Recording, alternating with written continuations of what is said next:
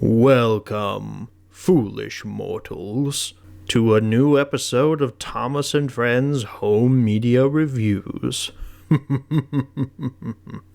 I am your host, your ghost host. Kindly step all the way in, please, and make room for everyone. There's no turning back now. I'm working on my Haunted Mansion ghost host impression. What do you guys think? Is this haunted room actually stretching? Or is it your imagination? I'm sure all of you saw this coming. Hello everyone, welcome to a special bonus episode of Thomas and Friends Home Media Reviews. Yeah, once I put out the collection video, you guys knew what was coming. I showed Trick or Treat Tales, I hinted at it, here we are. Happy Halloween, everyone. What better release to talk about on Halloween than Trick or Treat Tales, right? We got all kinds of fun stories here. Only about 3 of them have anything to do with Halloween, but we'll talk about that later. For now, though, let's jump right into the history section of Trick or Treat Tales.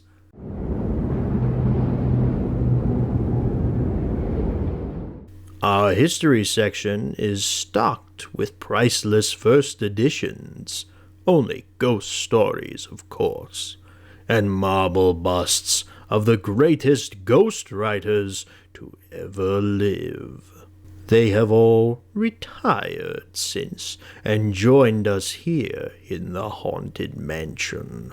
I promise I won't do that voice for the rest of the episode. I think it's fun. You guys ever ridden the Haunted Mansion over at Disney World? It's awesome. So there's not much information I can find about Trick or Treat Tales online. It's kind of difficult to track the history of this thing down, but some of the dates I was able to find were the original print date, which was 2009. That's when Trick or Treat Tales first hit store shelves. I don't have a day or a month or anything like that. I just know that it was concretely released in 2009. That's all the wiki here says. And that's pretty much it for what I could find on the wiki, just the episode list of what's actually on here. I was able to find out, though, that Trick or Treat Tales was included in a double feature set with another hit favorites DVD, Halloween Spooktacular. And at least according to Amazon, this double feature came out on September 21st, 2010. So, hey, future supplemental, right? Now I gotta track this thing down. Because I sure as hell am not paying $15.99 for it here on Amazon with $3 shipping. That's not happening. As far as history goes, that is it for Trick or Treat Tales. This thing vanished quicker than a fart in the wind, man. It was on store shelves and then poof, it was gone. So does that mean this release is bad? I don't know. It might be scarily bad. Okay, on that note, let's move right along to the close-up.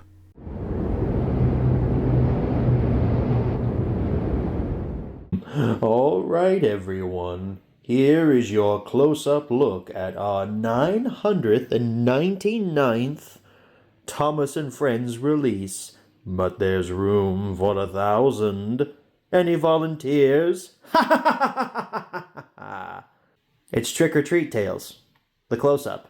Up here at the top, we have our logo, Trick or Treat Tales. This is giving me VeggieTales vibes from the font here. Scare up some fun with your favorite pals. Then back there, we've got a haunted house with the big blood moon behind it. There's Thomas. There's Barney. Fireman Sam. Bob the Builder. And then that weird Fifi show that's apparently featured on this release. This poster looks really good. It's perfect for what it's trying to sell you. Also, the hit logo's down here. It's behind this little curled up end of the poster. The spine, there's another hit logo. The release's logo. Portrait of everyone taken from the front and then distributed by Lionsgate in red. The back features the barcode, a blurb about the release, the breakdown of all of your episodes, and then some screenshots from the Barney, the Bob, and the Fifi episode. No screenshots from the Thomas episode, unfortunately, but he does loom very large over everyone here, which is accurate. He's a giant steam train. He should be larger than everyone. You've also got some pumpkins and some jack-o'-lanterns down there, perfect for the Halloween vibe.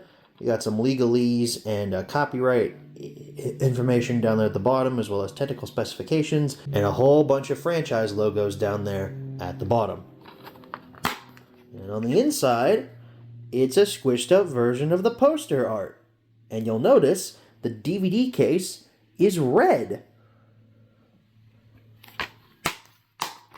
How do you guys like the background here? Very spooky, huh? It's a Cinemark blanket that I got the last time I went to a movie. So that's pretty neat. That wraps things up here for the close-up. Let's move right along to the menu tour. Alright everyone, here's your menu tour for Trick or Treat Tales. Boy, doesn't this take you back to 2009? Not only because of the Hero of the Rails trailer that's included at the start of this release, but also look at the 4:3 aspect ratio. Ugh, never in my life did I think I'd be nostalgic for 4:3. So here's your episode selection. We have Flower Power for Thomas, Guess Who for Barney, Trix's Pumpkin Pie for Bob, Pirate Primrose for Fifi, and the Costume Ball for Angelina Ballerina. Funny, Angelina's not featured on the menu artwork here, or the artwork on the front cover, or the back cover. She's absent from this. Instead, we get Fireman Sam. And the only reason he's here is because he has a bonus episode called Cat Magic. You can also view the trailers from the bonus features menu. I don't understand why you advertise Fireman Sam being like a main part of this release if you just stick his episode in the bonus features tab. Like, is it because Angelina Ballerina is animated? Is that why they don't throw that on here? And these shows are semi-live action. They're at least shot with live action models. But wait, that doesn't make sense when you think about that for more than 2 seconds. Because on releases like Winter Wonderland, Kipper the dog is on the front cover. He's animated.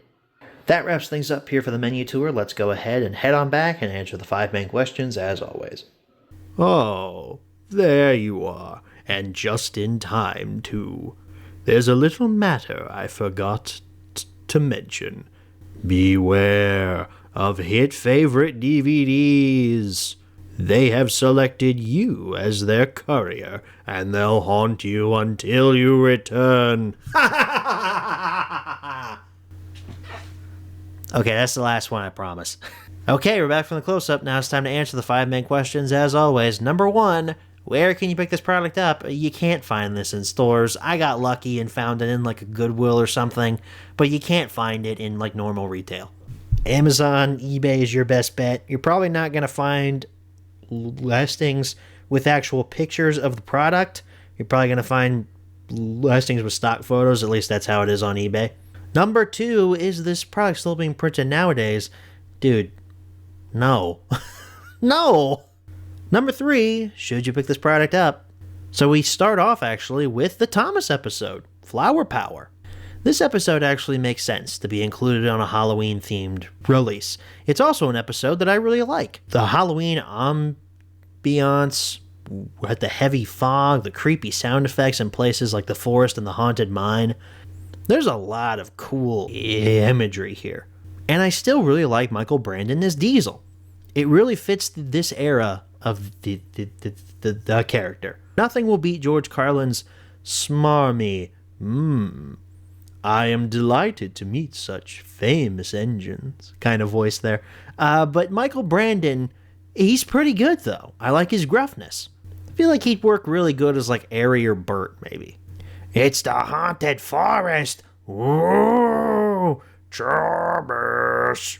It's crazy to me that the island of Sodor has a flower hopper. Usually you load things like coal, rock, hell, even grain through a hopper.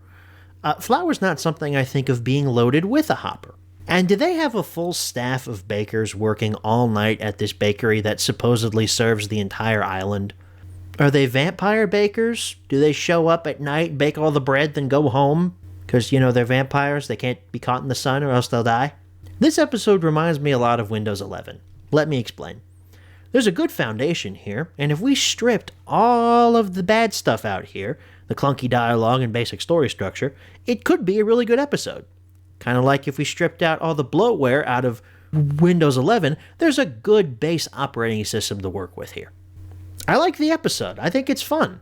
Nothing special, but it's enjoyable. Oh boy, my favorite's up next. Good old Barney the Dinosaur. Guess who? We don't waste any time with anything important like setup or anything like that before Barney appears on screen. It's like 5 seconds into the episode and there he is. Less than 2 minutes in and we already get a generic kid song. These suits, man, they are not high quality. When we're first introduced to, what's his name, Cousin Riff, and he says, "Thank you," his gums are flapping up and down something fierce. Dude said more than thank you, and they definitely had to censor that. He's not happy about being stuck in this universe either. What do you want to be for Halloween, Riff? Well, Barney, I'm not sure. Excuse me. I know what I want to be. Drunk. Nothing else worth talking about or anything of substance happens during the rest of this episode. More generic songs and costumes that look like they were made on a budget of $4 and half a pack of Skittles. Moving on to Bob the Builder. With Trix's pumpkin pie. Oh, Bob, my beloved, please save this release, please. We get an episode based around Trix, one of the newer characters to the show. At least she was when I was watching regularly when I was a kid. You can definitely tell what this episode's going to be within the first, 2 minutes of setup. Trix is going to take on too much work. She's going to burn herself out. She's going to screw something up. And then she learns that she doesn't have to say yes to everybody. But none of that matters because my boy Spud appears in this episode. I love his laugh and how just a cocky bastard that he is. He's hilarious. Take as long as you want, Trix. He's not a very good scarecrow, though, because those birds, they're going right for that pumpkin pie, and they're just not answering to Spud at all. He's kind of really bad at his job. I don't think he should have got the pumpkin pie at the end of this episode. I've avoided this next show for as long as possible. It's been a bonus episode on a lot of other hit favorite stuff that we've talked about here, but finally, I've been exposed to Fifi and the Flower Tots. Pirate Primrose is the episode title. I felt my testosterone levels drop a little bit while reading that title. Never seen an episode of this show, and after this one, I don't want to see another episode of the show. I don't want to talk too much shit about this episode, because stop motion is always impressive. And that's because of how long it takes to actually create it, but I feel like the team behind this Fifi show could have been doing something better with their lives, like drugs or alcohol abuse. Alright, enough joking. The characters in this episode are pirates or something, and they're hunting for treasure, and not really sure what this has to do with Halloween now that I think about it. Is it because they were all dressed up as pirates? This immediately lost my attention within the first 2 minutes of the episode. I don't remember what happens. I don't remember anyone's names. I don't ever want to experience this show again. Angelina Ballerina, The Costume Ball. I've probably seen an episode of this on one of the past hit favorite HMRs, but I don't remember it at all. Only thing that I remember about Angelina Ballerina is seeing trailers for it on Kipper and Thomas releases. You think a kid like me would watch Angelina Ballerina growing up as a kid? No. I'm sure there are plenty of men who did, but I was not one of those men.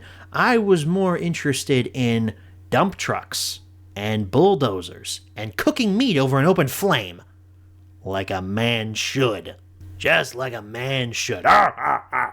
Angelina really wants to go to this costume ball thing, and she tries to pull off a ruse with her friend by stacking on top of each other. A classic cartoon gag that worked great in the Muppets, but hasn't worked great since. I was kind of concerned for her friend, though, when they actually get to the party. That chick is salivating at the mouth at the food there. Do her parents starve her regularly? If she's that hungry, someone should call CPS or something. The dance that the mice do, it looks like the chicken dance, but then they rub their noses together. I get that that's what mice do in real life, but it looks weird the way it was animated. It kind of made me laugh. Again, not sure what this episode has to do with Halloween, From what I gather, it's literally just characters dressing up and going to a dance. No mention of Halloween whatsoever. Very, very loose connection there. Technically, this last episode is a bonus episode, and in the past I haven't reviewed the bonus episodes for the Hit Favorites DVDs, but when I ripped this and put it on my Plex server, I watched it through that rip, and this episode of Fireman Sam called Cat Magic was at the end. And I thought, I can't skip this, so why not go ahead and just watch it and review it here? This show might be good. I haven't really seen a lot of Fireman Sam. I don't think I've seen a full episode. But holy shit, this show looks cheap as fuck. I can't even... The models barely move. The characters look dead in the eyes. It looks like something straight out of, like, 2003. Some kid with, like, a huge expensive workstation that ran Blender 1.3 made in his bedroom at 3 o'clock in the morning. It just looks all around ugly. Yes, kids, let's run towards the fire while the firemen are working, and let's disrupt them. That's a great idea. That's kind of rude, though, don't you think? James getting to ride back in the fire truck and the mom and his sister get stranded there. I'm really struggling come up with things to say about this episode. They make a wish in a wishing well, and the cat falls in the well, and the cat should probably be dead because there's no water in that well. That's a long way down. I mean, that cat should have at least broken a couple of limbs at that point. I'm getting really unnecessarily dark here. There is a cool reference, though. Fireman Sam was a model show, like, made through stop motion puppets, much like Bob the Builder or that weird Fifi cartoon thing that I refuse to talk about ever again. And there's a cool reference to that model era back in, I think, Sam's office when he, like, gets a phone call about, hey, the cat's missing. There's a picture on the back wall there of the model era. I thought that was neat. This episode wraps up in the most basic way possible. They find the cat. He's alive, apparently, because it's a kid's show. We can't deal with death or anything. He's fine. The cat is fine. They name him Lion. I remember that. Why did they name the cat Lion? I don't know. It doesn't look like a lion. It looks more like a Fred. So Trick or Treat Tales. We start off pretty strong, though, with Flower Power. Immediately dive bomb with the Barney episode. We recover a little bit with the Bob the Builder episode. Completely just fall flat on our face with Fifi. And we never really recover after that. We're just completely down. Stock market over, stock market crash. It's the Great Depression all over again. Trick or Treat Tales is a huge mixed bag for me. There's a lot of not good stuff in here. There's some good. I hate to just crap all over this release because I'm sure these shows people like, but I can't get into them. I didn't grow up with Angelina Ballard. I didn't grow up with Fireman Sam. I didn't grow up with any of these. I have no nostalgic connections to any of these shows. So it's hard for me to judge it based on my younger self because I never watched these as a kid. So I'm judging it as a 26-year-old guy. I don't think I can say yes to this one. I really don't think I can recommend Trick or Treat Tales. I thought about it because I like Bob the Builder and Thomas the Tank Engine growing up, but I don't think there's just too much here that I didn't get into or just flat out made me want to jump off the bridge. There was too much here that I really didn't like, and that means this gets a no. This gets a red arrow. A mild one. It would be flaming red if we didn't have, the Thomas episode or the Bob episode on here to balance things out a bit. But if we only had the other 4 shows on here, it would be a flaming red arrow, like send that shit back to hell, man. Number 4, where should you pick this product up? Same answers as number 1. And number 5, what price should you pay? Well, if you find it at a thrift store like I did for like $1.96, that's a good deal for this. In my minimal research for this on eBay, I feel like it was selling for anywhere around like $5, maybe a little more for the 2-pack with the other Halloween Hit Favorites DVD. So I wouldn't go over $10 for it. $5 if it's just the single disc version, $10 if it's the double feature. Well, that got a little intense there at the end, didn't it? But that, folks, wraps things up for your HMR on Trick or Treat Tales.